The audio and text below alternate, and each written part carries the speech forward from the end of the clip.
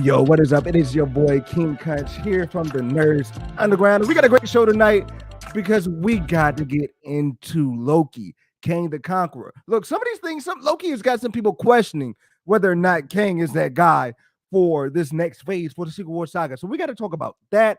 Also getting into the MCU reboot mania that everybody's been throwing out there. Dude, like everybody and their mama out here talking about the reboot.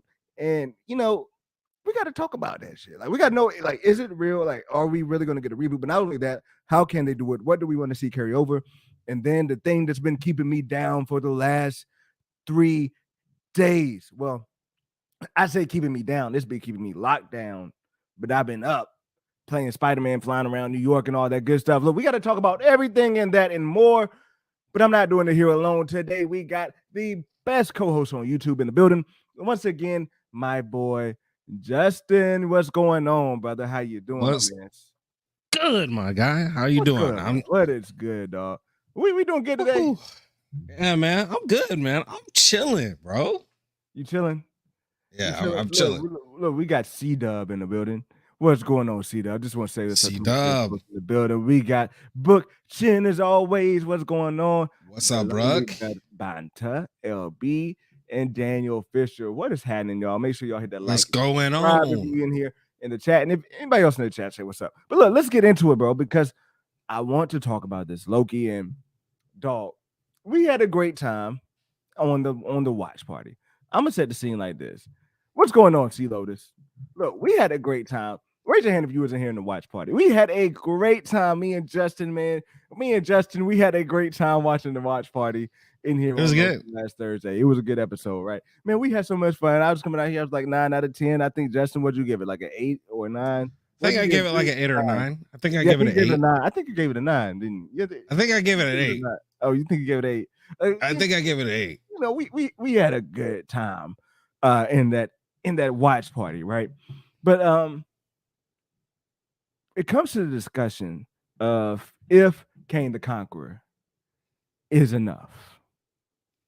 After this episode, people were like kind of looking at Victor Timely, kind of questioning what he was doing, right? They were kind of getting reminiscent of what we got in Ant-Man 3. Like, isn't that the case, Justin? Like that little Ant-Man 3 stuff kind of starting to come back up a little bit. I mean, I feel like you're putting me on the spot already, but a little bit, okay. Yeah.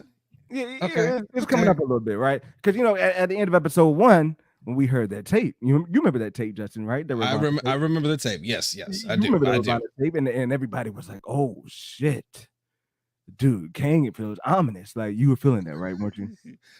Yeah, I was feeling like I felt like he was something there. You know what I'm saying? You know, he felt like he had a gravitas, right? You felt like he had a gravitas. But then we go on to Victor Timely, and now everybody is like, "Nah, we got the same Ant-Man 3 Kang that be getting out here beat by ants." Look, I'm gonna be real with you here. I get it. That my least favorite part of that episode was the goofiness, was the slapstick.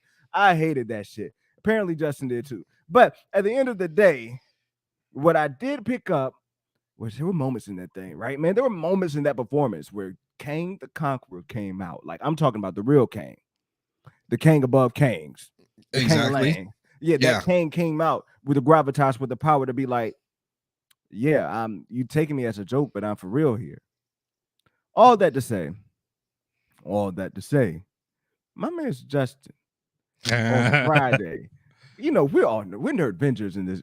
Me and Justin, we're Nerd Vengers. We call in, we say our piece. I spoke forever. It's whatever. Chilling in the basement. He ain't in here. He spoke a long time as well, but it's whatever. Then Justin comes up here, and Justin wants to start talking about Loki. And Justin, what were your thoughts on Loki? Look, man, I love Loki. It's a great show, man. It's a great show. Uh-huh. It's not even a problem with Loki, man. It's not even a problem with Loki. It's just a problem with Kang. All right. It's Problem Kang. with Kang. It's Kang. So that's the question. Is Kang enough? What do you think? I guess he could be enough. You know what I'm saying? He could be enough, but they are really like, you're not setting, again, this is a thing. They are not setting him up for success, in my opinion. You start out the man losing. I mean, well, I'll give him that. He got killed and it was kind of part of his plan. But then you start him off losing to ants. Like, I need to know you are the truth. That's just me. You know? I will give you that. They did not give my man a good proper due, right? But yes, you know, I don't want to do this thing where I do mental gymnastics and make it seem like Marvel knows what the hell they're doing. I don't want to make it seem like that, but there is proof that it doesn't seem to be enough, at least with these shows, because this is a bit of an old article, but I did want to bring it up here because it just seems like Loki in itself isn't getting the views. This shit got 10 million views on its premiere, which is less than what Ahsoka got. You know what I mean? Like it's getting killed by everything else out there. It's far less than what it got in episode. In season 1. So the whole thing is that this is supposed to be Kang coming back. This is supposed to be where we get Kang back, and it's not, right? It doesn't feel like Kang is that dude, right? Yeah. Because they're all lost. Can I take you back to episode 1? Were you not in episode 1 feeling there for Kang for a second? Look, man, I was intrigued heavily with Kang, and we didn't even see him. That's the crazy part. That voice recording with him and Ravana was chilling, bro. That was chilling. It was chilling. I'm gonna put it like this. We can get there with Kang, and I think this is what's going to lead into our discussion here for tonight. With what's coming up with episode 4, I think they can right the ship with Kang the Conqueror. Like I think they can make us actually be a little bit concerned about what's to come with the Council of Kangs and Kang the Conqueror in this whole Civil War saga. And I want you to think of two things here. Like I don't think Kang the Conqueror is necessarily. I don't think it's Kang's force that's the problem. I think it, and this is going to sound crazy. It's going to sound walky, and I don't think a lot of people are going to fuck with it. But I think that the issue is that Kang isn't necessarily the threat himself. It's that the Council of Kangs really just, they're time traveling. They're meddling in the multiverse, is making everything fall apart, as they said in Ant-Man 3. Yeah. To me, that's not, Kang the Conqueror isn't someone who always wins. He's not a Thanos. He's not someone who is just going to be undefeated. We see that in the comics. However, we got to think about the consequences of his defeat. Can we think about that and where that goes? Yeah. So, to me, the biggest issue here, the biggest threat isn't Kang the Conqueror. And I think that's maybe one of the bigger issues, is that they marketed and they put Kang the Conqueror out here to be the biggest threat. Instead, I think Kang the Conqueror is kind of just a story device of what we're going to get to all of these incursions happening in Secret Wars. Does that make sense? It makes sense. I just still think you got to at least start him out looking like a badass. You do have to have badassery in there. Make him scary a little bit. You do have to have badassery in there. And if I'm Jonathan Majors and I'm reading the script as to what happens with the Kang the Conqueror at the end of Ant-Man 3, bro, I'm pissed off. Bro, like, especially, dude, don't you remember they recorded one version of it, right? They said these were reshoots that he was originally supposed to get out and win. You know, I can imagine him reading the script and reading through that ant shit and being like, all right, well, at least I like survived these ants. Now, let's be real. Like, I think people are like sleeping on the ants a bit. Like the ants, they're sleeping on the ants. They are genius ants, but it's still a thing. You got beat by ants. Yeah, he did get beat by ants, but these are giant ants compared to him in size. Like, these ants are huge. These ants are like 31st beyond century, powerful. You know what I mean? Like, don't be sleeping on these ants. And he still defeated all of them Jones. He defeated them Jones. All right. He was dragged off, but blasted by the wasp. And that's where I think he would. That's where I think he should have been like, "Yo, this ain't it, fam." Yeah. He should have been like, "This ain't it." Like, to lose in that fashion. Like, he let Scott get some hits in. That's cool. You know what I mean? Like, you let that stuff get some hits in. You let that stuff by. But to me, that's just not enough. So where I get into this with Loki is, where can we go from here? And we got Victor Timely. People don't know what to really expect from Victor Tomley because he seems like a dimwit, right? What's going on, Ryan? What's going on, Ryan? I mean, for me, man, I feel like I said this with Josh, man. He wants to be there. It's like Loki in the first Avengers. Right. He's where he wants to be. He's playing the part. So it's right. I mean, yeah. I don't know, man. So look, here's my thing. Victor Tomley is to me clearly a plant from Kang the Conqueror. Like if you think about it this 100%. Way, Victor Tomley's whole thing was, I have these ideas, but I'm not in the right time to be able to do these things. Mm-hmm. I have this genius, but it is not here for me to be able to do. Miss Minutes even said when she was talking to Victor Tomley that she was a variant created to be an AI by He Who Remains. There's no AI back then, right? Like, so that means that the main creator from the Sacred Timeline to me would be that Kang variant. I mean, He Who Remains, who was in the 31st century, who we met at the end of Loki, given the whole story. Mm-hmm. So what does that mean? How do we get Victor Tomley in the Sacred Timeline in the 1800s? Well, the answer is simple. My man was put there by Kang the Conqueror, by He Who Remains, as a failsafe. Remember how we've been talking about this loop? Like, to me, that's like where they go to get the loom to be rebuilt. Like, you get the technology, you get everything there for Victor Tomley to come in there, rebuild the loom for the Sacred Timeline to be able to play out the way it should. Yeah. With He Who Remains. But here's the thing. Now that Loki has fucked shit up, gotten in the way, Victor Tomley saying, you know what? All you need to do is just you just need to multiply or change the quantity or whatever of the threads that can come through this time loom, and it solves your problem. Yeah. Instead of saying we can condense this into one, he's saying let's make more. What does that sound like? That sounds like the Council of Kangs coming in Loki. Pause.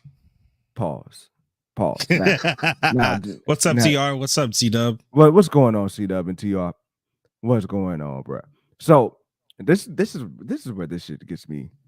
Yeah, as Howard Stark said, I'm limited by technology in my time. So goes for Victor Tomley. Exactly. So this is what gets me excited. This is what gets me like going here, right? To me, that spells the Council of Kangs. The Council of Kangs coming into Loki. Like, we're seeing the birth of it. Like, the Council of Kangs all never existed at this point in Loki because He Who Remains plan always worked. Like, I feel like I don't know how many times he could have done it with Ravonna, bro. Like Ravonna, like how many times he could have had Ravonna go back and drop that off with Victor Tomley each time. Like, has Victor Tomley been in that same loop too? You know what I mean? So like, yeah, to now to the point where Loki is messing it up, and now Victor Tomley's going out there to create this. Dude, to me, like that's taking the show to the next level. Seeing the birth of the Council of Kangs, possibly seeing Rama, possibly seeing Ramatut, possibly seeing Immortus, possibly seeing like these variants that are going to become those figures in this episode is crazy. Now, with that being said, episode 4, bro. What are some of the biggest questions? Do you have a question, or is there one big thing you're wondering about or looking forward to from episode 4? I think for episode 4, I want to see them. I want to see if they're actually going to address the fact that, you know, Ravonna Renslayer, Renslayer and Miss Minutes are literally crushing over the same guy. For one. And that leads me to be like, what the hell is up with Miss Minutes for like to start? Because that whole sequence, man, was just, it was funny, it was scary, and it was interesting. It was wild. Like that to me, like Miss Minutes was one of my favorite parts of the episode. And I will get my thoughts here because we do know, like, in the new Kang the Conqueror origins that we get in Only Myself Left to Conquer, Ravonna Renslayer is the love that Kang the Conqueror can never really have. And like, he goes throughout time trying, like, he keeps running into her throughout time and tries to fall in love with her, and it never really works. And it's like this loop that continues to go on. What's going on, Chillin'? It's this loop that continues to go on as he goes throughout time, and he finds himself and I know I'm butchering this, but he finds himself finding his younger self and restarting this loop over and over again. Yeah. I think they could be taking a bit of that from here, but where I see it is where Miss Venice seems like she's a jealous ex-girlfriend. You know what? She's giving jealous ex-girlfriend vibes, but she's also giving like cousin vibes. Like, that cousin, that girl cousin. That like you got a girl that's no good for you, that you want to just keep around because she got that good. Like you keep her around all the time. Or you can think of Miss Minutes as a fat, ugly friend then. The fat, ugly friend. I don't want to say fat, ugly friend, but like the ugly friend that like she wants you. She wants you, but she sees you with a woman and she think that woman ain't no good for you. Is it coming home? Is it coming home to you now? That makes more sense. That makes more sense. Yeah. So she seems like, yeah. So she seems. I wasn't saying that Miss Minutes was attracted to Kang the Conqueror and his cousin at the same time. That's what I was not saying. That's not where I was going. But okay. Now that I pretty much separated this to be friendship level. Now that I've separated to be hey, all right. Look, we start from here. They're friends. They're best. Miss Minutes is the unattractive friend that he don't want. He want the pretty looking Miss Ravonna Winslayer with the wop over there, right? So to me, that's what she's giving. Like to me, she's giving that friend that's like she's pissed off at Ravonna because she knew Ravonna was going to fuck up Kang's plans in the first place, right? Like she knew that. I guess, but like that to me is where I might have fucked it up with the whole cousin thing at the beginning. But yeah, but there's a lot of jealousy in that whole entire dynamic by both Ravonna and Miss Minutes. So like I think about that moment I think about the moment they were talking when she wasn't there. And it gets to me to where she's like, she should have never been here the whole time. Like I'm getting those type of vibes of like, you fucked up by keeping her around in the first place. It should have just been me and you, because it gives me the vibes that he created Miss Minutes first. They went through their whole conquering plan. Yeah, I did. They went to their whole conquering plan, right? Like they went through the whole conquering plan and everything. And then he comes across Ravonna Renslayer, and that's where things can start going awry. Like that's where things can start taking his focus. And that's where she starts to build her jealousy because Ravonna's getting that type of stuff that she's not getting. And I can see that Rose leading to Ravonna having her memory wiped. Like I think that's going to be the reveal. I think so too. Yeah, that she basically just had her memory right. But either way, there is one thing I do want to add on here, and we'll get out of the Loki talk in a second. There's one last thing about Loki I do want to talk about. Yeah. A while back, the creator of Loki, like the writer of Loki, mentioned about having a multiversal war in the series. Do you remember hearing something about that? Seeing something about that? I vaguely remember. And he said it wouldn't be earned. He said if they went ahead and jumped and did the multiversal war in the middle of this series, it wouldn't be earned. You know what that says to me? That says they're planning that they could be doing some super duper huge ass shit in this series, in this show. You're just thinking multiple seasons, which I'm hoping.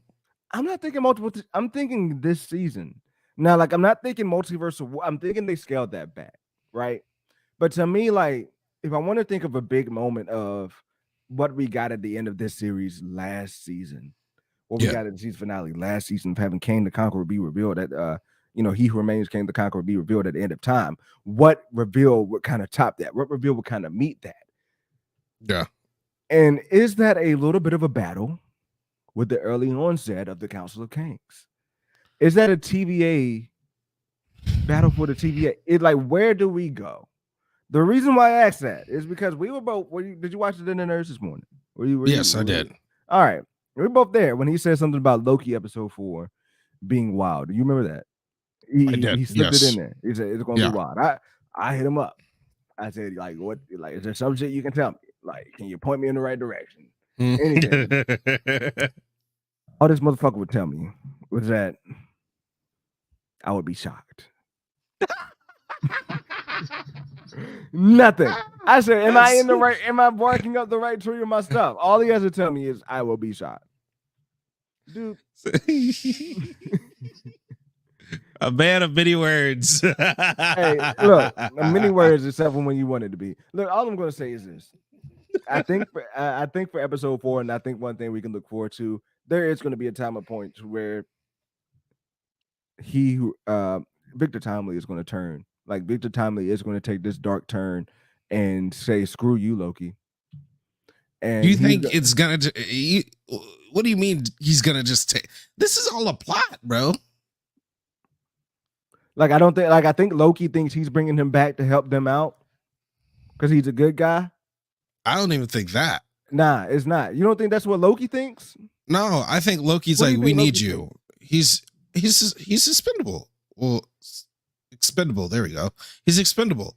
I feel like Loki's like, we need him right now. I don't trust him, but fuck it, we need him. I think Loki thinks I think Loki's buying into this variant shit. Nah. Like I think Loki is buying into the same thing that Ravonna Renslayer bought into. Is that we are variants. Just because this one variant is like this doesn't mean that I'm going to be like this. I think that's what this whole thing is about. So he's going to put some trust in Victor Timely. He thinks he's taking Victor Timely there to fix the time loom for them all. Now I'm waiting on that moment, bro. Like, did you sense any animosity? Like, did you sense any hostility between them? Like, between Loki and Victor Timely, like for them to be like, come on, like, or like try to treat him like a prisoner to come fix this? No, but I mean, he already knows he's a con man. That's the first thing. I mean, he never relents off him being a con man. And he even, I think, says, I don't trust him, but we need him to Sylvie or some. I believe he says something around those lines. Okay.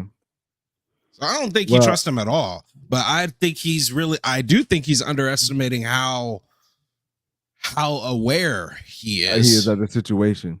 Yes. Yeah, like I think he's about to take advantage of the situation and really lead to this shit, right? Yeah. Like, so because we see, Loki time slipping is interesting because we've seen shots of Loki time slipping in the trailers that we just haven't seen in the show yet. And Loki is supposed to be done time slipping. Nah, bro. We've got to see Loki time slip again. We've got to see shots of the TVA falling apart saying thank you for your service. Shots of that vinyl record. Like, you know what I mean? Like things are about to hit the wall. And the one catalyst that I see here is that look, are you down to watch a little bit of a video? Yeah. MT has a good video. From what I hear, MT has a good video. So let's go over here and this is the first time we ever done this here. But you know what? Let's be a little flexible. We'll be a little flexible, pause. And we're gonna watch damn, I hate this shit. What? YouTube sometimes. They don't just bring up my subscribers on the side like I want to all the time. It's the wildest thing. MT does some reaching, but stuff is fun. He does a lot of reaching, and that's why I'm like, I ain't really been watching like that. I mean, I'm a reacher myself. But I don't like read. This man be like Michael Jordan, Space Jam reaching. Am I not subscribed to Heavy Spoilers? That's crazy. He's like Michael Space Jam reaching. Which video was it?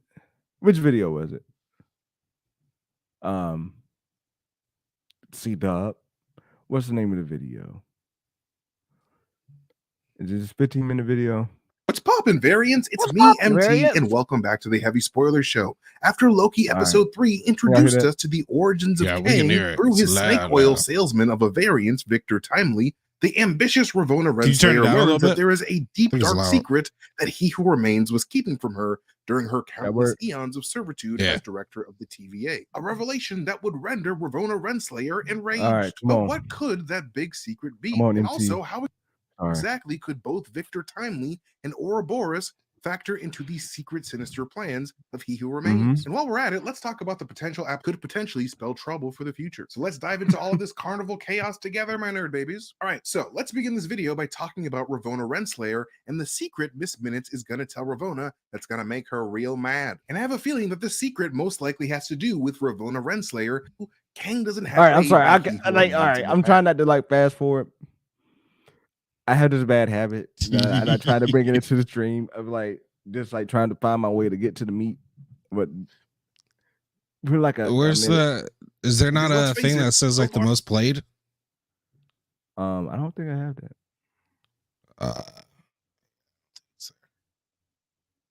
I don't think they turned it on. From the MCU, Kang doesn't have the best reputation for loyalty and teamwork. So much so that the entire multiverse is now at risk because the Council of Kang Gang started beefing with each other for territory, like this was freaking TVA San Andreas. And this incredibly strong capacity for selfishness is a personality trait that is deeply seated within Kang's nature, it seems. As we can see it manifest in Kang's early days when he was just the inventor, Victor Timely. Especially when he tells that interested buyer of his imperfect mini time loom that he doesn't do partners. No. I don't do partners. And we, of course, see that selfish mentality come out again later in the episode when he betrays Ravonna after she revealed that her motivation to work with him was purely out of professional gain. While Victor Timely, on the other hand, wanted someone to have a romance with. I have high hopes for this partnership. I love how excited Miss Minutes was to hear that part. Dude, that was like one of the best moments of that episode. You had between Kang and Renslayer that has Kang thanking Renslayer for making a difference in the multiversal war of the past, teasing at a close relationship between the two. The most likely scenario to me is that the version of Kang who would become He Who Remains cheated Ravonna Renslayer out of a high position of autonomy and power, likely a position equal to that of Kang's himself as his co-conqueror. Because if you know anything about Ravonna Renslayer from the comics, then you know that she and Kang have a tightly knit and extremely complicated toxic history together, both as passionate lovers and as bitter enemies, and Renslayer becomes the badass savage of a warrior who calls herself the Terminatrix, a name that was actually teased during the Loki finale when Hunter B-15 tracks down Renslayer's vice principal of Ovarians by the name of Rebecca Tormene, with Tormene, of course, hinting at the Terminatrix. Now, this all being said, much like Rebecca Tormene's fate was written by He Who Remains to be a vice principal at a high school and not a full-on principal, He Who Remains likely wanted his Renslayer variant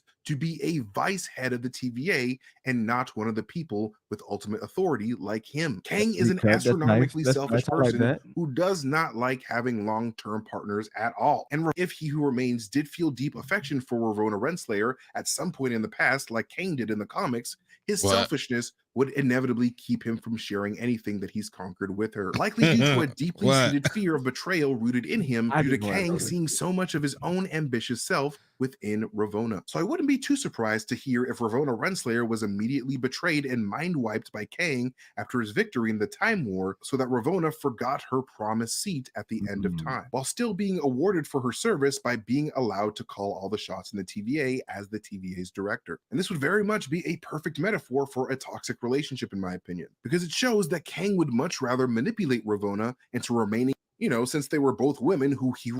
We good here? I'm good here. Yeah. I'm good here. I'm good here. I'm good here. We'll be here for 15 minutes. I'm good here. Anyway, about this, about Loki. He gets into the loom and shits its... Where's the loom part then? Where's it at? Like, tell me at what point. What number? We need a number. At what point, like, do I? Because I'd be down to hear about the loom part, but and that they have both become enemies of their enemy. But now let us move on to talking about why He Who Remains could have done all of this to both Ravonna and Miss Minutes, and how the events of Loki episode 3 could potentially explain a lot of He Who Remains' mysterious motivations. And I think it all boils down to the overall Ouroboros theme of this season of Loki. Like I said in my Loki episode 2, I don't trust Ouroboros. I'll be honest. The Ouroboros symbol is super important to this season of Loki because it depicts a snake or a dragon eating their own tail. And because this serpent paradoxically eats themselves to restore themselves, the Ouroboros has been known as a symbol of both creation and destruction throughout various cultures and mythologies. The Ouroboros theme seems to be incredibly influential this season, as a man named Ouroboros has been charged with fixing the giant cosmic Ouroboros that is the sacred timeline. Ouroboros is a snake then. Acting as the head of the slithery sacred timeline that is currently choking on its overly branching tails, all while being wrapped around the TVA, much like the Norse serpent Jormungandr wraps itself around the world in Norse mythology. Like I said, I go over all of this in that episode 2 video, so check that out if you haven't already. Now, the reason and why I'm bringing up the Ouroboros theme again in this episode. What's up? Didn't I say the first episode I ain't trust Ouroboros? I believe you did, sir. I believe you did. He's a snake. He's a snake. You saw the snake in the grass. I saw it, man. I saw it, snake man. in the grass. I said, I don't trust this guy. There's something about him that's a little off. And I mean, let's be real. Like this man's picture is in the end of the book. Yeah. Victor Timely is looking up to this man. I cannot wait until Victor Timely and Ouroboros meet. Here's the other thing too. Like he knows too much to not know too much. You know what I mean? Can we piece together some dots real quick? Yeah. He said Miss Minutes always comes and runs diagnostics like every 400 some years, right? Yeah. He says he doesn't get down there much because Miss Minutes does it. Miss Minutes was about to do it again in this 400 to 500 year period after if she was able to get Ravonna Renslayer to go with her. You know what I mean? Like if that mission went forward, great. Like, you know, it would have been Miss Minutes, Ravonna Renslayer, and Victor Timely down there to run the diagnostics and get it back in order. Mm-hmm. Even more proof that it's these folks has been put together to loop. Because if you think about Ouroboros, if his mind doesn't get wiped and he thinks that he saw... I said this part. I know what you're about to say because I said this that day. That his mind doesn't get wiped? I said, obviously his mind has not been wiped, but Morbius's has. Because he remembers Morbius, and that's why Morbius can't remember him. Right. So he still remember everything. Come on, Justin. Justin said, the fuck is he not making videos for? Justin said he needs to start calling these damn shits. That's what Justin said. Look, man, if the community wasn't so, you know, what it was, I would do that. I would do some of these little videos, but you know. These little videos. These little videos. Anyway, it's a good point. Look, did they say even in the video that they made, it was like a McDonald's commercial, but even though it's Miss Minutes moderate, like she's like telling a TVA manual, she does say time loops last 400 to 500 years. And if this time loop is every 400 to 500 years, they come here and do that. Hey, that's a little bit of a 3-centric video. So I'm excited. I'm excited to see Ouroboros and Victor Timely meet. To get you guys to realize how it relates to He Who Remains' overall plan. Because to me, Loki episode 3 is showing us that Kang is a man who was always meant to create his own damn self. The self-destruction of He Who Remains led to the creation of Victor Timely's obsession with time, with the implication possibly being that Kang the Conqueror always creates himself before destroying himself in the end, with Ouroboros' writings in the TVA handbook serving as the main catalyst for the Conqueror's creation, implying to me that there have been multiple multiversal Kang wars in the past, with the actual winner of those wars becoming He Who Remains and ruling at the end of time before sending a copy of the TVA handbook back in time to himself right before he kills himself, so he can ensure Victor Timely becomes Kang in an unending cycle. Because you gotta see, and that's where I like break apart, because I feel like they were going to kill Kang anyway. I feel like they were going to kill Kang. Like I feel like they were going to kill him, and I mean they were going to kill Victor Timely, and the one that's on that main timeline would be He Who Remains, would eventually come and take his spot, because they're saying like they're doing this in order for He Who Remains to take his rightful place back. But if this is part of the loop, then he might belong in that. Well, don't think of him, because look, they created a branch timeline. So Victor Timely that we saw was on a branch timeline. It's not on a sacred timeline anymore. But I'm saying if he's part of the loop, maybe this is still part of the loop of him receiving this book. And yeah. I know what you're saying. Oh, okay. You're saying the branch timeline is now the main timeline, basically, right? No, like, so if to say, like, to break down MT's point, their whole goal isn't to have Victor Timely become He Who Remains or the next Kang variant to be on top. At least in my mind. At least that's not how I interpret it. Like, I interpret them as like, you are doing this role Like you're coming here, you're gonna come to the TVA and like fix this time loom in order to continue this plan and have He Who Remains come up and take his spot back in the TVA. So I think it like you can't say it's a part of the time loop, but in my mind, like it's a part of the thing to reset the loop.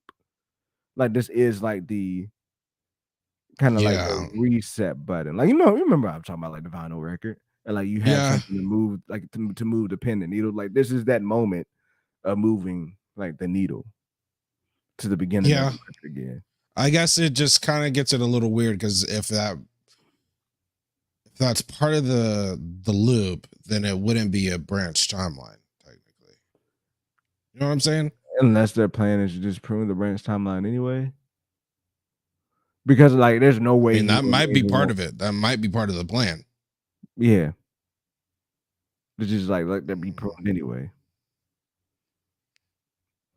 He said and called it.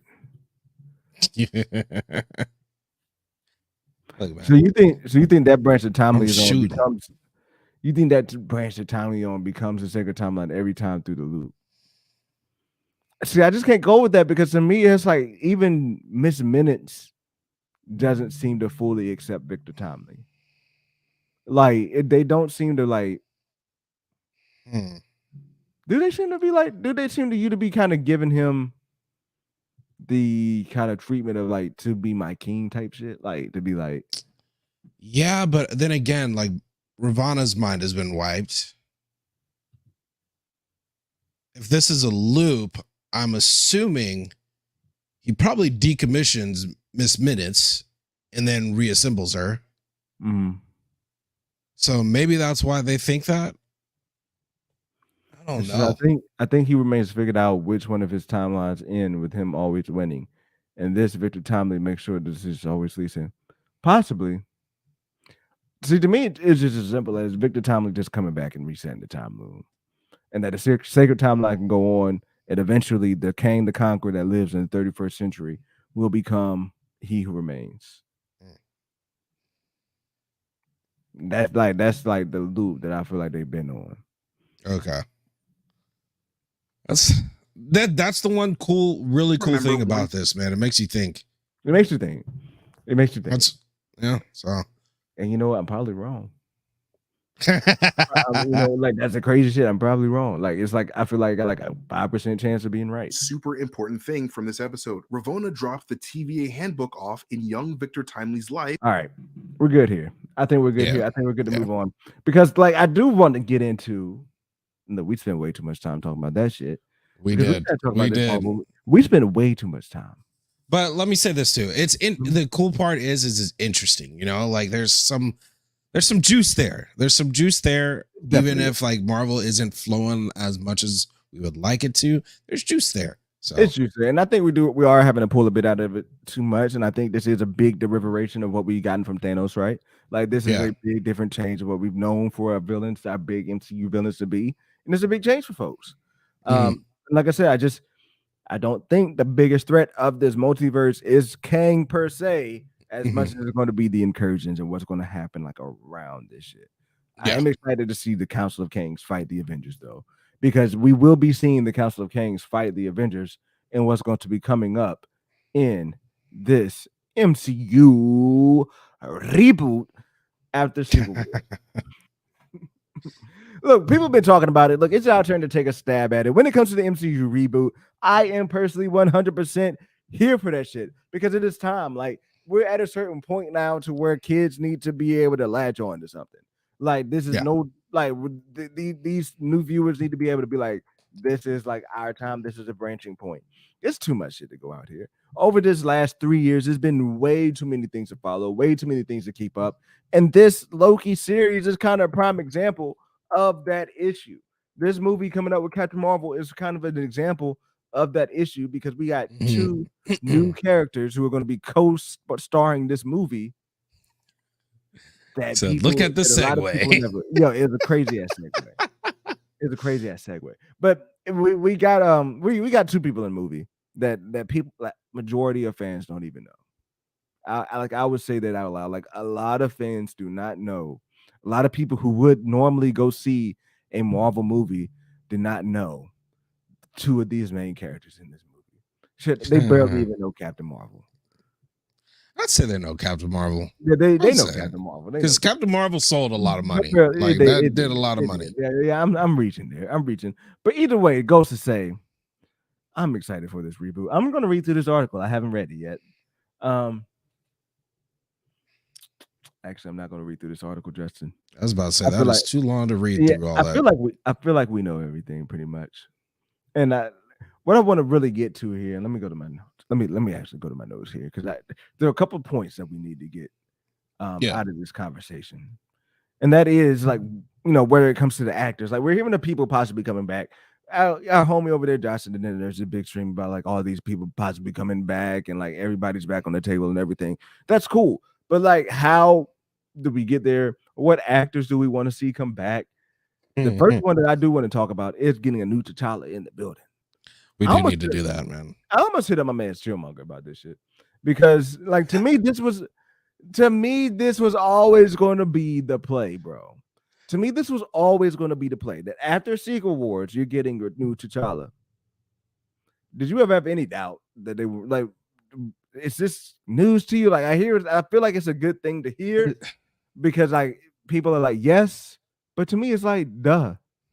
Yeah, to me, it's not a big like it's not a question of like if. It was always a question of when. I understand why they didn't do it for the Wakanda Forever because it's just like, I'm with them on that. You kind of needed to let it breathe. You know what I'm saying? Yeah. Because I mean, bro, there's a huge fan base of, brothers and sisters that look like me and you. A lot of brothers that got a little less melanin in them that love them some Black Panther and love them some Chadwick Boseman. So I think they did the right job of letting it breathe a little bit. And then what was the brother that did the directed? Coogler. My bad. Coogler, like I got yes. Ryan Coogler. Yeah. He dude, he did a great job for what the situation was, man. I see a lot of people shitting on that movie. It's like, bro, that movie was great, bro. It was, for me, it was good. It wasn't great, but I also think about what they had. Like, they had to rewrite the whole damn thing. For the lemons they made some pretty good lemonade. So, exactly. So, for what they had to work with, that movie was great. Not to mention, for me, I just can't watch it too much again because I just start crying through it, bro. I turn into a big baby when I see it. I do need to go back and rewatch it, like, some more. Like, I wish I could. But I'm kind of like, I don't necessarily cry, but it's just like a damn moment. It's like a damn. Like, they really like every time I go back and rewatch it, I question like how much more they really had to do that funeral scene and like that stuff. Yeah, man. That stuff really like necessary type of thing. But then when you get into like to know that T'Challa's coming back. Yeah. One, I figured that they were going to be using like it depended on how long this saga was going to go on until we got the reboot. But I always felt like no matter what, at the end of the reboot, we were getting a new T'Challa. Now, what I would have reboot or not, man, we're getting T'Challa. T'Challa Jr. was coming up, and to me, like I had no problem. This is gonna be controversial, I guess, for some people. But T'Challa Jr. is T'Challa. Like I had no problem. Like you can do the same story. Like let him grow up. Yeah, I feel like they're going to find a way to have him grow up in the fast enough time before Secret Wars or something like that. Like to find a way to let him grow up would have been cool. Like I would have been down with it because he has the same type of origin as T'Challa. Like T'Challa lost his father. You know what I mean? Like it's the same thing. The only name that you're really changing in that story is T'Chaka and T'Challa. Like that's just exactly. So to me, like I had no issue with that. But what I would have loved to see and what I would like, it's not done. Through Secret Wars, through the multiverse, I would love to see a new T'Challa. I would love to see a multiverse of T'Challa through Secret Wars. We don't have to wait until after Secret Wars to like cast our new T'Challa.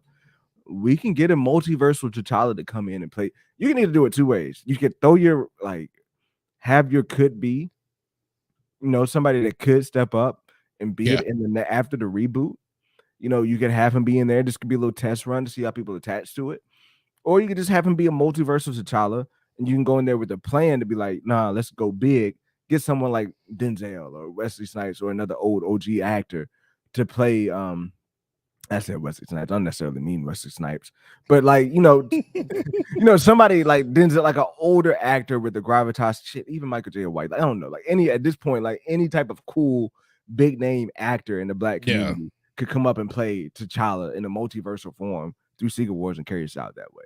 But to me, this is the biggest dub of that is having T'Challa come back. Now with these other actors, how do you feel about Robert Downey Jr.? I mean, we'll go there. Robert Downey Jr. I want Robert Downey Jr. back. I want him back, but the problem is like, does he want to? Because I remember watching that Joe Rogan interview that he did way back. It's been like 3 or 4 years now, but he was like, I closed that chapter. And so it's like, do you want to come back? Mm-hmm. Are you good coming back? And then the other thing is he needs to find a way to gain weight because homie looks sick. Yeah, you know what I'm saying? He'll find a way to gain weight, and at this point, like I don't even care if he has weight. Like just throw that shit on him in post. Well, yeah, but I think they said he's doing a vegan diet now, and it shows. Like it shows he's lost a lot of weight. So I hope he's okay, first of all. But yeah, I'm feeling that. And with Robert Downey Jr., like I'm fine with him coming back, but not having any more Iron Man movies. Just have him in the universe. I'd be down for that. Like I'm down to just have him there, like to go visit. Like that's how I feel like to treat it like you would have if he wasn't killed. So we can see him do a couple of cameos. We can see him doing this. Just retired type shit. Yeah, he could be retired. And then you have him in for some big movies. You have him in for your big group movies, and you bring him in that way.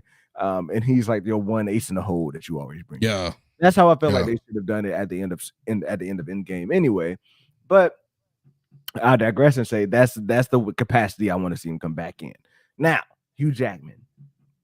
We're hearing Hugh Jackman's name out there. How do you feel about hearing Hugh Jackman's name being connected to being actually the new motherfucking Wolverine? Well, I don't want to say new, but the MCU. The consistent. Right. First of all, what's up, She Dreads Me? What's up? How are you? Welcome. Jared, how are you? I think those are the latest two that I just saw come in. But for me, man, I love me some Hugh Jackman, dog. So if we're gonna get him back, you know what? I'm here for it. I'm here for it. So we're already gonna have him for Deadpool. We already saw the reaction of him and Ryan Reynolds, bruh. Like, let's stop playing games. We want him back. I'm here for it. And people talk about he's too old. I don't believe it. I don't believe he's too old. Like I'm here for the chiselness. It's comic books, bro. We literally we have the best de-aging software nowadays ever. So it's like definitely like he could go out there and play a 20-year-old version of himself if he wanted to. For real. So like I'm with that too. Now on the other hand, I wouldn't be hurt if they went with the new one. Like I think this is a situation where I wouldn't necessarily want to see a new Iron Man. Yeah. Like I think that Iron Man I think that's done. I wouldn't want to see a new Iron Man. But I wouldn't be hurt to see a new Wolverine. Now I can be here for Wolverine. Like don't get me wrong. Like I prefer to see Hugh Jackman as Wolverine. But like to think of a new Wolverine coming in and we're not that casting out the part. Don't ask me who it would be because I don't really know white actors like that. But if they not that casting out of the part, then I would be here for it. I'll be here for it. Now, other people that are carrying over Tom Holland Spider-Man, like I have no issue with Tom Holland Spider-Man staying over. I think we'll run down the list here. Dude, Shang-Chi. We're down. Shang-Chi's good to go, right? Dude, give him another chance, man. Like I don't even know why we're talking like we're not gonna let him another chance. Another crack. You think people out there not wanting to let him stay? I don't know, but if people were really wanting to recast him already, bro, he was the bright and shining light in freaking Phase 4. So get that man back. Here's a question: like after this reboot, are these Shang-Chi characters going to fall in the background? Like we got a whole Shang-Chi movie. If you reboot Shang-Chi and you bring him into this reboot, does he have to have his movie still? Right? Like, is he still part of the mainstay Avengers? Like, does that shit still go down? Right, like we do have to ask these questions because those are a lot of characters that will be carried over. All of these characters in one universe. You're gonna have the X-Men, the Fantastic Four, We're talking about Robert Downey Jr. Like we're talking about Spider-Man, these Avengers, all of these things in one universe, and we're talking about content overload already. He'd probably be a Disney Plus show at that point. Yeah, yeah. That's something I haven't thought about, bro. He would probably be a Disney Plus show. He could say, "But Awkwafina got to go." Awkwafina does got to go. I think she knows she got to go, but I don't think she's gonna go. Wait, who's Awkwafina? Awkwafina, that girl in Shang-Chi, bro. The girlfriend? No, Katie, dog. In Shang-Chi. Yeah, that's his girlfriend, right? That's not his girlfriend. They're friends. They were making out at the end of the movie. What are we talking about? They weren't making out. They weren't making out. They were. She was not making out with Katie at the end of the movie. Why we gotta cut Awkwafina? Wait, are we talking about Shang-Chi, right? You're talking about Shang-Chi. Yeah. I'm talking about the girl, the annoying girl. Y'all tripping. She was not that bad, bro. Oh my God. She was not that bad. Come on now. You say there's no way, but there might not be no other way he gets on screen if you're thinking about what they're going through right now. You think about the fat they just trimmed. Like the fat they just trimmed and the way these movies are going. They don't want to make 4 movies in a year no more. They're realizing that after this, they're going to keep this train of thought after the reboot. We're talking about 2 movies and 2 shows a year. We're going to be living in a world where you got Wolverine, Fantastic Four, the whole X-Men team. You got you still got your mainstay Avengers coming back. We just talking about Robert Downey Jr. Things like all these other characters coming back. Where's going to be the room for Shang-Chi? Well, we're saying also, let's clarify. We're saying if they do like a reboot where they're going to have all these things they still got to like put together. Yeah. I think they put them on a Disney Plus. Like it's the quickest way to get it out and then disperse it. So they've been doing a lot of fat trimming. Like, I don't know. Like to me, there would have more fat to be trimmed. Yeah. They have a ton more fat to be trimming. They definitely do. Oh. Why is this signal thing coming up and I'm plugged in? Okay, you're back. I'm back. I'm plugged in. Yeah, you're back. I'm plugged in the Wi-Fi. It might have just been a spike. It might have just been I mean, I'm plugged into with the Ethernet, dog. I'm plugged in. He walk away. Yeah, I hear you. He walk away, but that's fine. They might just be willing. What they're doing. They might just they might just be now somebody who will be willing to stay for Disney Plus would be Iman Vellani. Look, if they back up Marvel. If they back up that Brinks truck on his porch, he might stay. Will he he'll be a side character, and that's how I view it. He's going to be a side character now. I feel like. Well, he got his own movie though. Like so, he has his own movie, but so we got Shang-Chi 1, we got Shang-Chi 2 before Secret Wars. After Secret Wars, are we just done with Shang-Chi movies? Probably. Yeah. Yeah. Probably. Yeah. If he wants your solo shit, be on Disney Plus. Like his sister was supposed to have some shit on Disney Plus.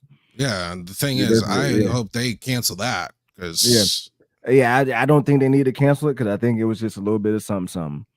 I don't think it was just a little bit of something. It was just a little bit of something. I don't think it was too much. So yeah, definitely her. I would love for Monica Rambeau to stick around for Tiana. Me too. Me too. Stay around. Won't you just stay? Oh, that's it. Stay with me. Oh, he just tore his ACL. He's out for a little while. Who's out for a while? I'm guessing the Shang-Chi actor. I don't know his name. Well, I mean, he's also not going to be. Yeah, he's not going to be. I would say he'd probably be out for like 6 months, maybe. They're not filming because he's not an athlete. He's not an athlete. Yeah, they're not filming his shit anytime soon. 6 months, probably way less than that. Yeah, they're fine. They're filming his shit now. They're not filming his shit no time soon. But look, y'all know we are not talking about Echo. Echo is somebody who's not going to survive the reboot. We gotta look at Echo not surviving the reboot. Like, why would she? I mean, what they might do is give her like a side role where she should be, not a whole damn show. Now somebody who I would love to survive the reboot, and somebody Scarlett Johansson. I'm just saying. No. I'm switching gears here. Somebody who will survive the reboot and will come in MCU proper is Miles Morales, bro. We will be seeing Miles Morales Look, let's just go ahead and get into this, John, though, because your boy been swinging. Who you been swinging around as, bro? I've been going around more. Surprisingly more. I have been playing more as Peter Parker more than what I've been expected to be playing, dog. Like this. Well, it's a Spider-Man Peter game Parker centered game, though. You know, this is still mainly Peter's show slash, I guess, movie too, because this is basically a movie. So it's basically a movie, and this shit's been epic ever since the fucking start, bro. True. Just straight off the top, if you got the game, if you got Spider-Man 2, put a fist in the chat. Let me know, like, on the scale of 1 to 10, where are you at? Like, I'm at a 10 for this show. Well, game. For the game. Yeah, for the game. Where are you at? I'm at a 9, and I'll explain why in a minute. You're at a 9 for the game. All right, look, I got a feeling this 1 point is being deducted from here. And I'm trying to get to my tweets over here. I got a bookmark and I need to pull it up because this joint's been taking off, bro. Like everybody has been having fun. Dude, it's been crushing. It's been crushing. It's been breaking records. And here we are. Right here. Yeah, it's been crushing. They say, great news, Spidey fans. Marvel Spider-Man 2 PS5 has sold more than 2.5 million in the first 24 hours. Thanks for making this high-flying launch. Look, I fucked up the words there. I didn't read it properly, but either way, 5 million for a high-flying launch for this game. Dog, I've been glued to it all weekend, bro. I have been glued to it all weekend, and might I say, I have family in town. So, like, usually when family comes into town over the weekend, I don't get any work done. But I did spend time on the game. And I will say I spent more time on the game than I spent that I really should have been making a video for Loki. But damn, this damn game has been so epic, bro. Like for real, like from the first beginning, from that first mission with the Sandman, all the way to playing these new like semi-bosses, bro, like the Flame, Craven the Hunter, like all of these new bosses, like the villains, everything just feels a lot better, a lot bigger, a lot grander scale than what we got in the games past. I just got into a little bit of the Spider-Man 99 shit. Like I haven't like dove into it, but it's been a little bit of that going on in there. Across the Spider-Verse shit. Bro, this game is 10 out of 10 for me. Like I don't think it's good. It's let me know why. It's validated. I said this year I'm not buying 2K.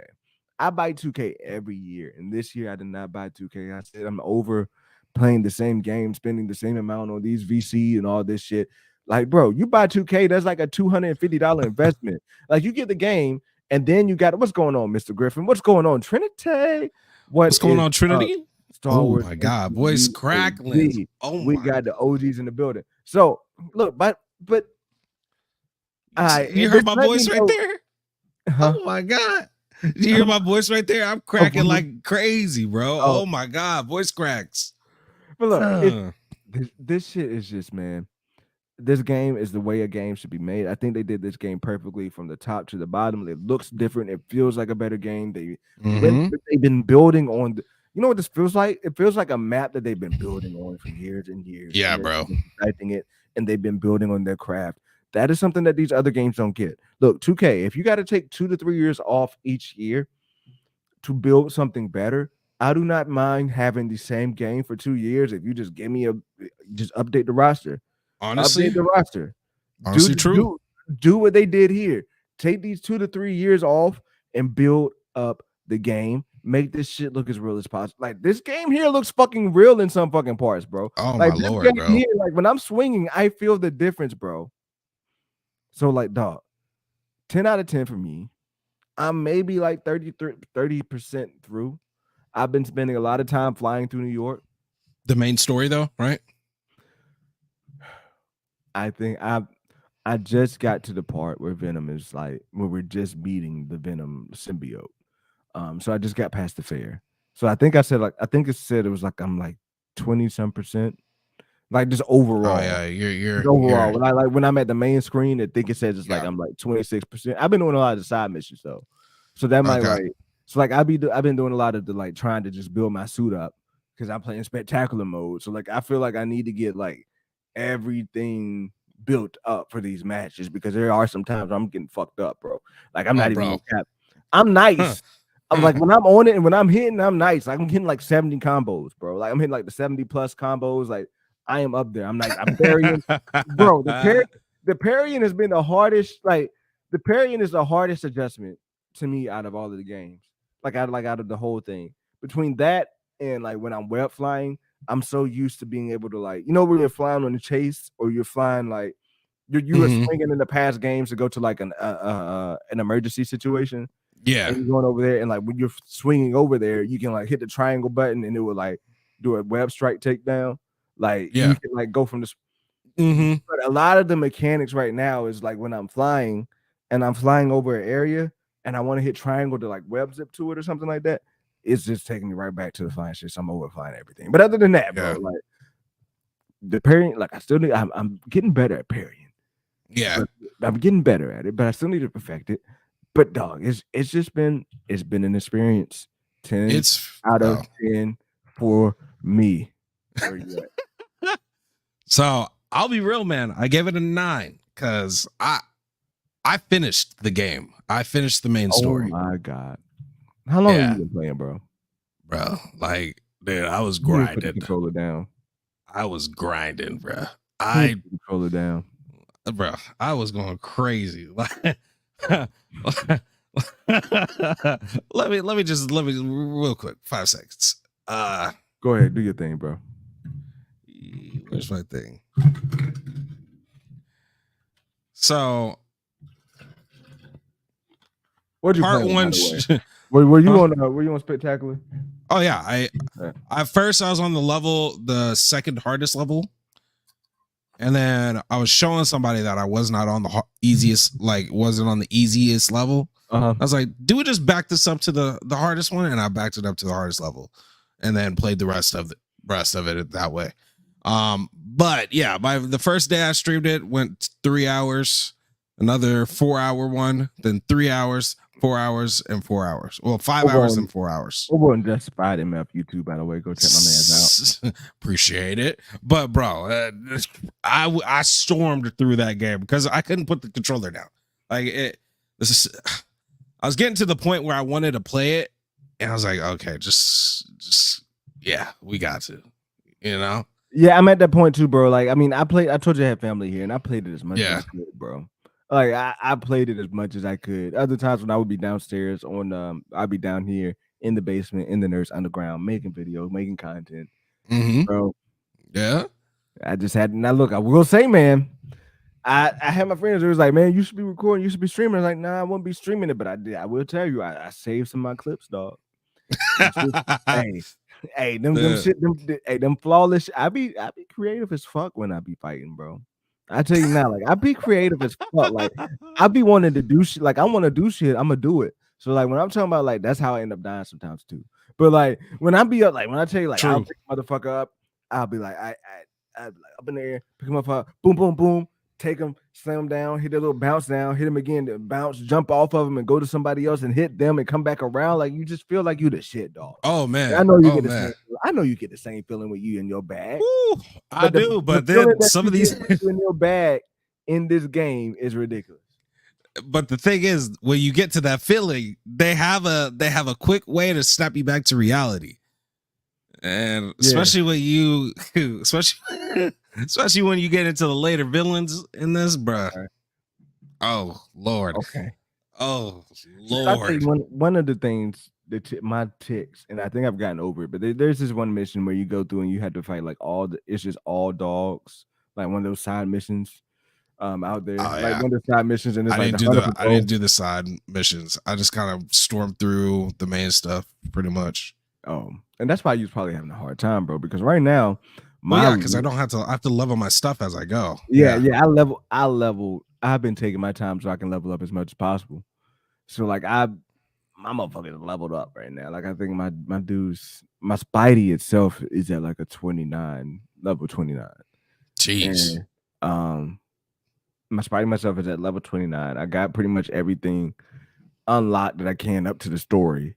My health is is pretty much almost unlocked all the way. My damage is pretty much almost unlocked all the way. I just got 2 more things to unlock on my damage. My travel, I just got 2 more things to unlock there. So I've been doing my damn I've been doing my damn cat hunting and gathering, and like I got a whole bunch of suits unlocked. Like I've been focusing on making sure I'm not getting my ass beat when I come up here and try to finish these stories, because now like I would tell you before I could unlock all of those superhero tokens and get all this other shit, and I was trying to defeat people, bro, and it was taking like 20 hits to defeat one person. Like that was annoying, dog. So I'm like, nah, I'm not fighting Craven the Hunter on rookie mode, bro. I have to be in prime LeBron mode to come up and fight these motherfuckers. That's what I was on, man. And that was a struggle. You was on prime LeBron when he was with the Cavaliers. I'm talking about like I was on prime LeBron with the Heat. LeBron. Nah, I'm talking about Heat LeBron. Nah, man. You was over there trying to carry your own team without he was over there trying to carry his own team. He was over there trying to do his own thing without having the gadget heat ups, right? Without having everything unlocked. I'm just gonna go through and do the main story. Ain't no way you can unlock everything without doing the side shits. Because you gotta unlock, you gotta get your I don't have all the suits. I don't have all the suits. I don't have all the gadgets. You don't got all the gadgets. You don't got all the upgrades on the fighting shits. But I'm still working. I'm still working. He still work, but look, I'm about to work. I've been working smarter. Yeah, I mean, true. He on his heavy lifting. he on his heavy lifting, hard work. Cleveland, Ohio shit. Back when LeBron was back there the first time. On my like second trip to Cleveland, LeBron shit. But look, the game is long too, bro. The game is long. I'm surprised you fucking beat it, bro. Bro, I went into my last stream thinking like, oh, okay. I literally said this. I said, yo, chat, look, this is gonna be a quick stream, only gonna be an hour. We gonna be storming through this into this finale, bro. That shit took 4.5 hours. I was gonna make a video tonight, but I think fuck it. I'm just gonna get on the game. Can I get a little bit of grace? Can I get a little bit of grace and just be like, bro, let me play the game.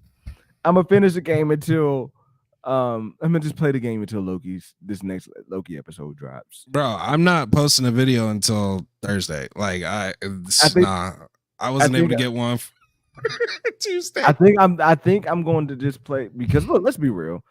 I'm at the point now to where like I make my video, edit it tomorrow, I drop it tomorrow, and by the time the life cycle goes around and everything, my shit could be completely changed. True. So you know what? I think I'm just gonna take now. I'll probably make a short. Just do a short. Just do a short. I'll make a short, get that out there, but it probably won't be tonight because I think I want to go get on Spider-Man. I need to play Spider-Man. I need to get like Justin and beat this shit ASAP. Because like the spoilers, dog. Now you've had some gripes over this shit. Yeah, I have. Tell me about your story. Tell us a little bit about why. Is this why? Hold up. You said it's a 9 out of 10. Not you why. Said it's a 9 out of 10. This is actually not why it's a 9 for me though. That's the thing. Okay. So do it at all. No, it really doesn't. It really doesn't. All right. I'm salty about that, but it's not why. It's not why. All right, we'll see. Proceed. So the reason why I gave this game a 9 out of 10 is simply because of the ending, man. And I can't go into details because I don't want to spoil it for you, but simply because of the ending. All right. I just personally think, I mean, they leave some cool nuggets in there, but it's just how it goes. I'm like, Does it leave something to be desired, like action wise, or does like the ending just not add up? The ending to me just doesn't add up. So I'll leave it there. We'll reconvene on that topic once you finish. Because I mean, I've had questions about like how you continue playing the game with this Venom symbiote. That's been one of my questions. Like, how do you defeat the Venom symbiote, but you still get to have fun with the Venom symbiote while you're playing the game throughout it? Wait, so you're at where Peter still has the symbiote, right? No, where Harry has it. Okay. You'll find out in a minute then. You'll find out. Okay. You'll find out. We'll reconvene. Okay, we'll reconvene next week. I think I do got to beat it this week, so we can reconvene about it. Yeah, if you somehow finish it by Thursday, we can talk about it before Loki. Well, you know what? I'll be up. I'm not making a video this week, so that's there. But it's a good game, man. It's a good game. Look, as I said on Josh's stream the other day, look, nerd, get them shield checks. Look, it's a great game. Go spend $500 on a PS5 if you don't have PS5. Hey, I will say that experience. That experience, I don't know if it was just something that I might have, like a blinker that I might have taken, if you know what I'm saying. But that experience of going up against Sandman, cutting on the game and getting right into that Sandman mission, that was worth $500 for me. Like that experience. Like now, I'm not saying I would. I was about to say, I don't know about that, but it was a fire opener. Now, when I say it's worth $500, I'm saying like if you got money in the bank, if not like where I'm at right now, I wouldn't go out and spend $500 on that. But you know, I'm saying if you got like $25K in your savings account, and you know you ain't really saving for shit, you just stacking bread, it might be worth a little $500.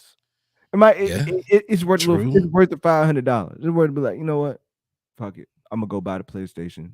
I'm gonna go get the Miles Morales shits. I'm gonna go play it, and it's worth the experience.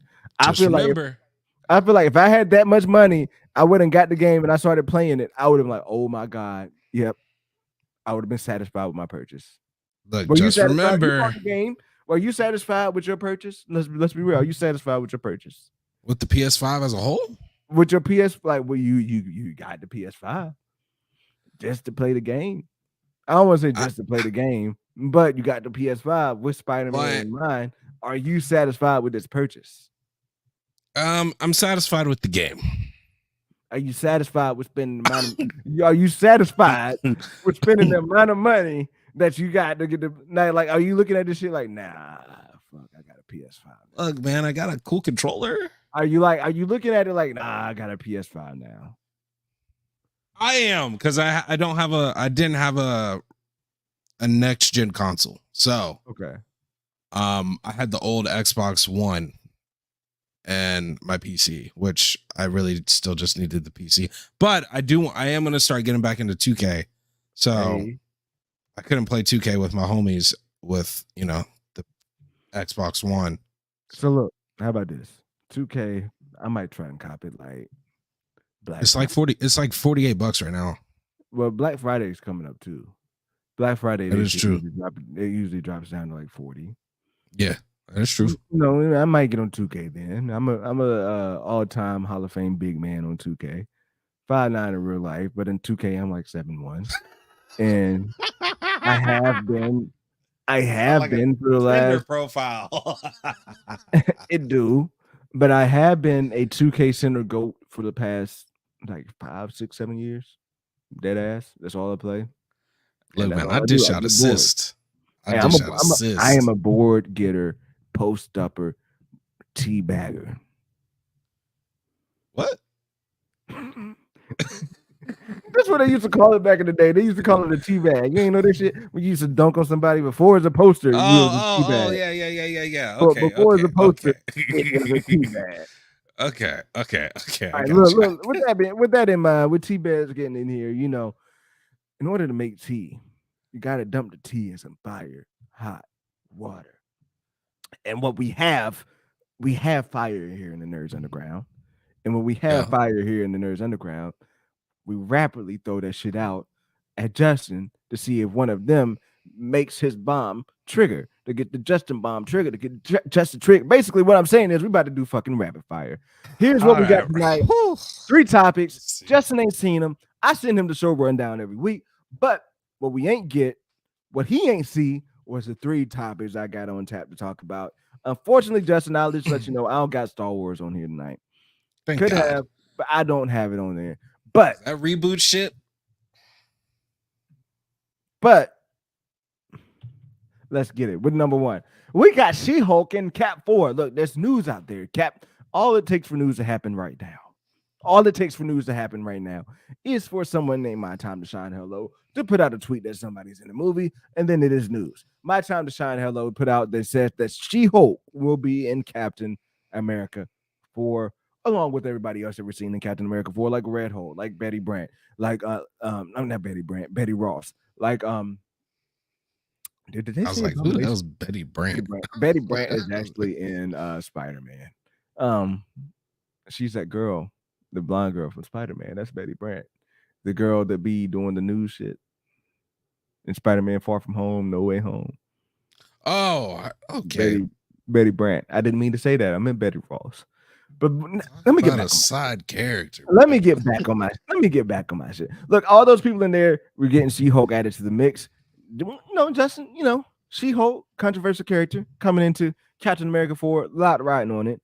We could talk about that. Next thing you know, we got the Herald of Galactus for the Fantastic Four movie. Look, the Fantastic Four, the news out there is that Galactus is going to be the villain in that movie. And the Herald of Galactus is not Silver Surfer per se. All we know is going to be a female Herald of Galactus for Fantastic Four. And then last up, I lied. We do have the final news. I did not write down the director's name, but there is someone out there who's saying if he had the opportunity to make a Star Wars movie, what he would do is reboot the original trilogy. And tell a Skywalker story, because that's what Star Wars is a Skywalker story.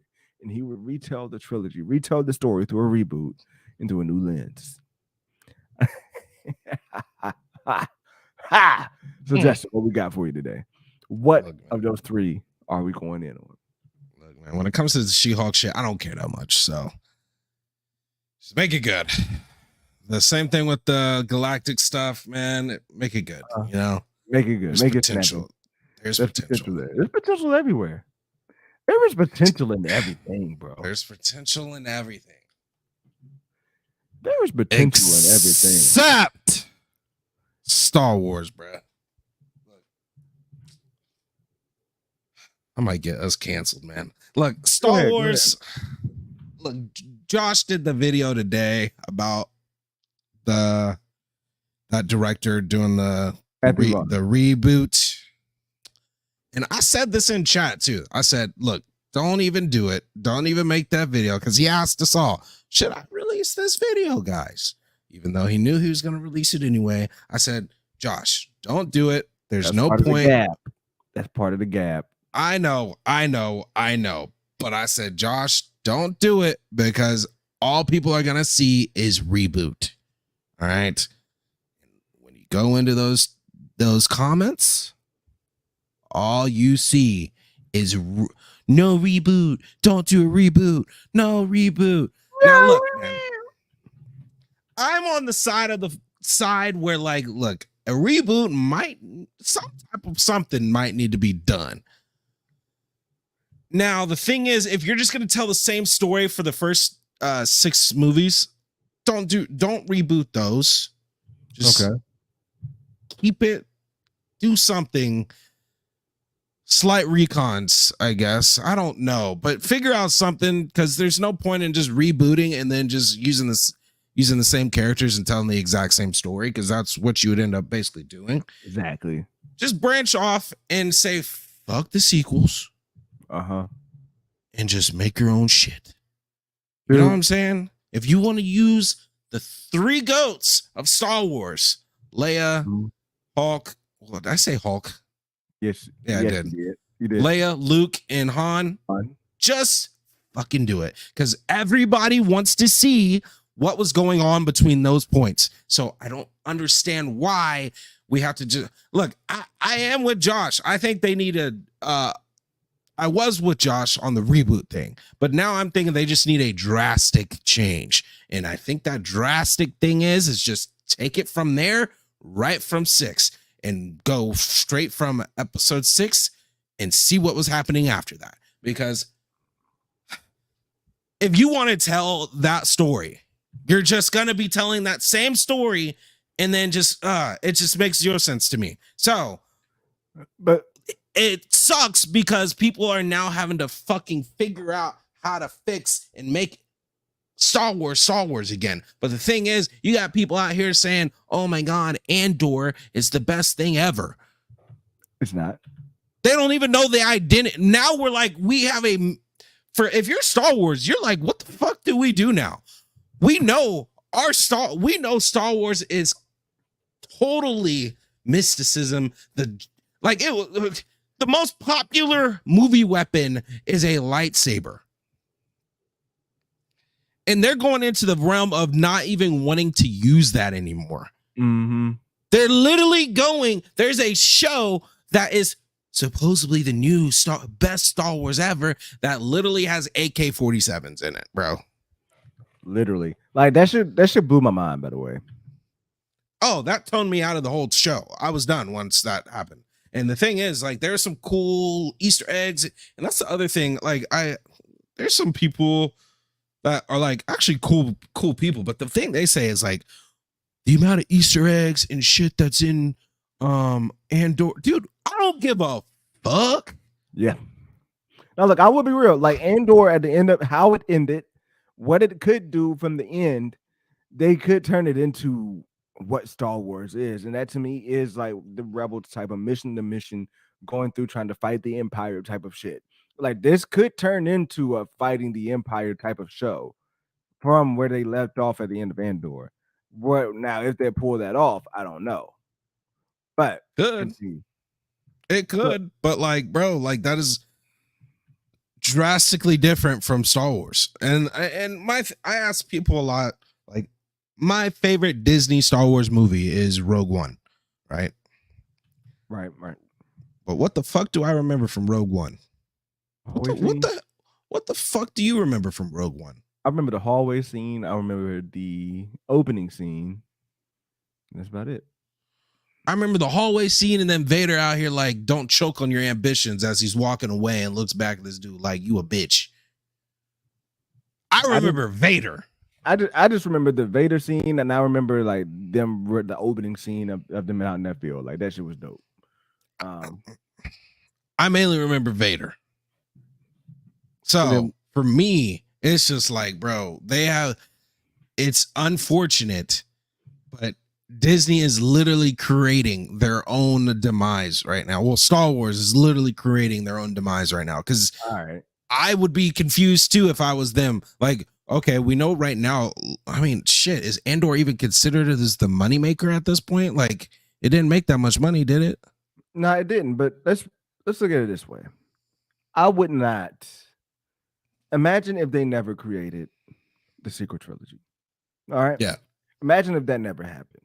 So the last movie that you would have gotten from Star Wars would be back in like 2000s, or the early 2005. Yeah. Yeah. With the sequel trilogy, nothing to do with the OG characters really, except for just Luke being the father, Anakin being the father, and seeing how they were born or what have you. If but you don't have, go ahead. It has everything to do with them though. Well, no, I mean like they're not in it. Is what I'm saying. Like they're not. Okay. They're not, literally like, just babies in there. Yeah. It's their backstory. They're born at the end of the very last moment. What I'm getting at though is, say Disney had never tried. C-dub. Say Disney had never tried to. Yeah, they did try to terribly do that. But what I'm saying, Disney never tried to expand this shit, right? Disney never tried to keep it going. A reboot would be just fine. Like a reboot would be just retelling the story, like a retelling of the OG trilogy. Would be just like another remake. It wouldn't be a reboot. It would be a remake. It would be a remake of the series. But that's what I'm saying, man. If you're just wanting to do that, just go ahead and keep that shit. Don't remake and just build upon that. Like, one, you'll be able to progress in the story more. There's no point if you're just going to remake, in my opinion. Like, if it's they could remake, and what I think they could remake and just continue the story from that point on. Like you said, a little bit of remaking and continue the story from that point. To me, if you're going to continue the story from that point, remaking is necessary, because then you're remaking the whole entire. You're just remaking it, bro. Like, and that's what sucks, because that's why I don't think they would never do this, because they've invested so much in Ahsoka. They invested so much in Mando and all this shit. So if you remake the OG trilogy and try to build off of that, then to me that just wipes away everything that we've been watching. But if you didn't have, even if you had the Clone War shows, like these animated shows, if you just didn't have the sequel trilogy, you didn't, even if you didn't have Rogue One or Solo, just making a remake of the original trilogy that came out in the 70s and of the 80s, that would be no issue, bro. There would be no problem with that. I think fans who love the original trilogy when they were growing up would have loved to take their kids to see a remake of the original trilogy. Now, they would have had to execute it perfectly in order for fans to like, in order for them to like the parents to want to be like, now this is what Star Wars is, and for them to have their kids attached to it, they would have had to execute it. But like, to me, this idea is like, what, 10 years too late? But it is. And even that, like, to me, it's more selling, especially after all the things they've done. It's more selling to try to just expand upon, well, go further on what's happening now, well, post episode 6, versus go in and remake and possibly ruin it. Well, I think you had to even more. The point of remaking it is to reintroduce it to a new audience. So, like, to reintroduce it, let's be real, like, my biggest hang up on Star Wars of why I never really fucked with Star Wars until The Mandalorian was because, like, I did not want to go back and spend my time watching that old ass type of movie. I feel that.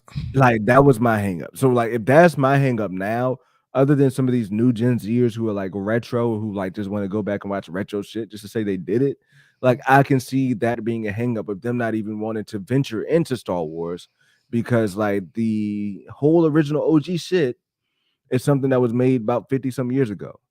So like, I can see that being, hey, reintroduce it for a new audience. Exactly what he's saying. Reintroduce it for a new audience so that you can have these kids attached to this, as to where they really not going to attach to the main story that you put out.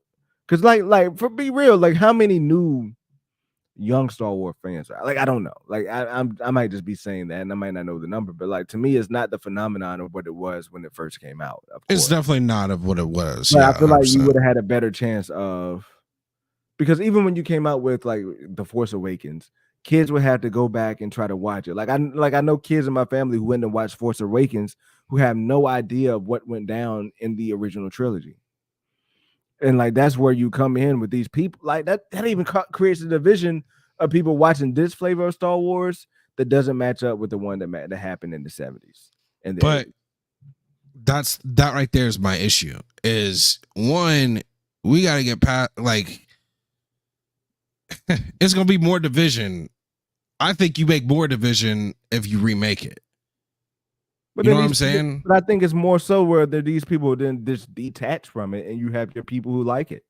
Like, where you have your fans who would just be like, you know what, damn, you know, the internet must not fuck with what I'm saying. But unless I'm good on y'all's end. But isn't that just crazy because I'm plugged in? But either way. Oh, you've been fine for ever since. So. Okay. Well, I had a message pop up 46 years ago, right? 46 years ago. It's the 70s. I said 50s. It's close enough. Rounded up, it's 50. But that's my thing though. Like, it becomes something that's for the new generation. And like, I hate to sound like that, but like, that's what would really help build it up to be like the MCU level. If you did just reboot this shit, like if you did remake it and make it a new universe, make it to build up. Think of like what Dune did, because Dune there was a Dune movie out back in the day, right? There was like, yeah, there was a Dune movie back out in the day. Imagine if someone, imagine like Dune being a remake now and people getting into it. Now imagine like if it was like these creators of the Dune movie was like, we're going to build on the story that we made back then. It wouldn't have the same effect. Now, not to say that Dune was the same effect as Star Wars, because we know what Star Wars ended up coming out to be, but just using that as an example. Let's just say this version of Dune is made for this new audience. And I'm fucking with Dune. I'm fucking with Dune heavy. I went back and rewatched it. I'm mad that I didn't fuck with it the first time the way I fuck with it now, because to me it's like it's some different level type of shit. But that's just where I'm at with it. Like, yeah, it's too late. It's to me, it's too late to do a remake because you're knee deep in all this new live action content. Yeah, bro. They dig themselves a damn hole, bro. But they really, you know what? They really just could have remade it. And instead of doing a sequel trilogy, they could have just remade the original trilogy and built on everything. Like you said, just build on, like continue the story. To where you think, so I think where we split up is to where you're saying instead of just doing a remake, just tell the stories of what happened in episodes after episode 6. Yeah. But to me, it's like you can't do that and still make it to where the new audience, because this new audience doesn't know what happened in episodes 4, 5, and 6. You need to like remake the story and retell it and then build onto it. Now that can be controversial again, because like some of your OG fans might not fuck with the remake. If you do it the right way, this could be a good remake. How many times have we seen Spider-Man be told in a remake? Yeah, we've seen Spider-Man be remade 3 times. True. So like you could remake this. Stories could be remade. But my thing is too, the way they could do it, honestly, what would cure all, you give, as Josh just said, you give Luke a kid or something. Give everybody a little baby or to wrap around and be like, oh my God, it's so cute. That'll cure a lot of that. So I think either way, bro, it kind of boils down to Disney put themselves in a bad spot with Star Wars, because nothing's really the right answer. I mean, when you look at it, you know, hindsight is always 2020. They did, I think, take a risk going that far with what they did with the sequel trilogy, or going that far out. That fucked them up. But like, if you can look at it now and look at it back then to say, you know, which options would you rather have back then? Would you rather have the option to remake 4, 5, and 6 to build the universe off that, or just make a sequel trilogy and build off of that, and like build off of the cool things that you could have had happen after what happened after episode 6? I think everybody would choose. All the current fans would choose what happened after episode 6. Yeah, that's what I expected we were getting, honestly. Yeah, but that, I feel like a remake would have been the best way to tell that story. Like a remake for the new audience, for like the audience you're trying to go for. If they do it a good job to capture some of the things that the OG fans like, you go forward with that. And that could have been with new actors. Like that could have helped separate that. And then they can look at say, oh, this is what they're doing with Star Wars. So it's not even like the new shit that we're getting right now. Like the new stuff that happened with Rey and what happened with all, like that stuff feels detached from the stuff that people saw from the old days. So even then, you could say the people from the olden days get to enjoy their stuff, and it gets to remain the way that they have in their mind, the way the OG Star Wars fans have it. That way it gets to stay in their mind, because this new reboot, it's just a different Star Wars. It's a remake of Star Wars. It's Disney Star Wars, because that's what we're watching now. This is Disney Star Wars. Yeah, that's where my mind is at, to where like that would have maybe just been a better idea for them. But then again, like that might have draw. My other thing is, then that means just to get to, especially where like me, it would be after 6 where I would be like, okay, yeah, I care about what's going on now. We're waiting for another like 10 years. Well, no, you're enjoying the ride. Like, to me, you're enjoying the ride. Like, and yeah, you may know what's happened. Like, all right, it's the thing, we got to rewatch Luke finding out that Vader is his father. Like, we had to go and get to that point. And like, that's one thing I am like kind of. I feel you about enjoying the ride. If it was also before Force Awakens,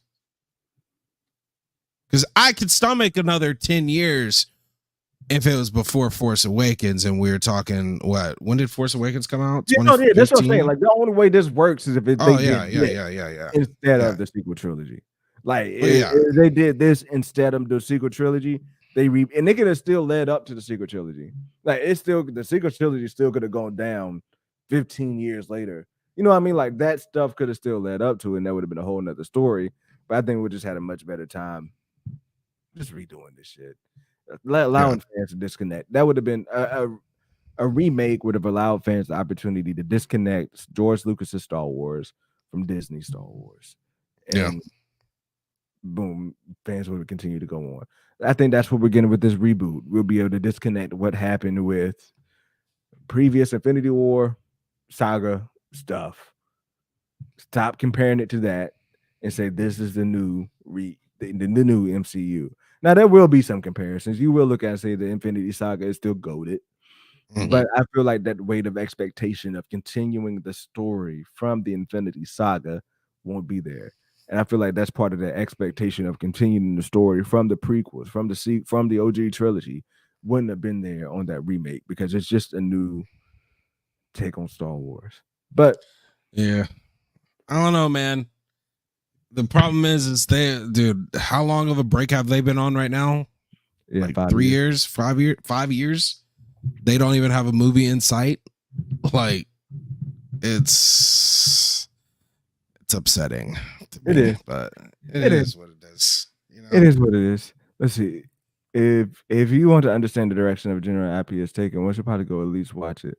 All new anime fans who only focus on Naruto, Bleach, or One Piece should know the OGs,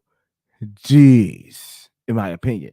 Yo, that is me. I mean, to be real, I don't even know where to attach myself as a new anime. I feel like I'm a new anime fan a bit. I am like going down One Piece. Like I've watched animes here and there. My favorite anime is Hunter x Hunter.